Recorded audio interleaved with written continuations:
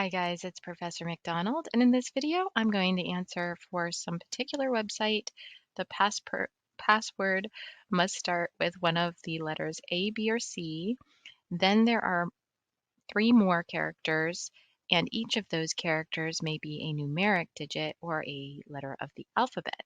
How many different passwords are possible? So to organize this, I've started with considering the number of options for each selection of a character. So the first character could be the letters A, B, or C. So there are three possibilities there. It says the next three, there should be three more characters, and they're all the same criteria. For each of those characters, they may be a numeric digit, so that would be 0 through 9, or a letter of the alphabet, A through Z. So you can see that I have that here for the second, the third, and the fourth character. And that gives us a total of 10 digits plus 26 alphabetic letters. So we have 36 characters available for each of those. So now, this is a question that you can phrase with the words and then, or you could say there are multiple trials, 1, 2, 3, 4 trials.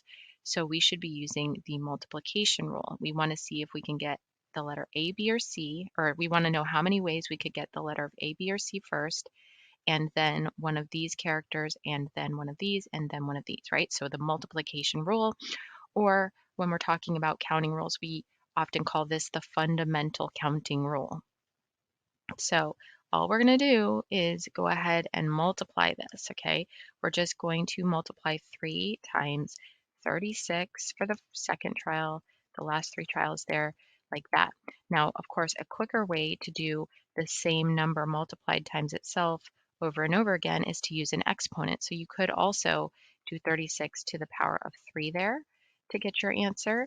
And if you have set it up the way that I did with each of these in a separate cell, Excel has the product formula where you can just select the cells that you want to multiply together and get your answer that way. So that's how you do that question. I hope that was helpful, and I will see you in the next video.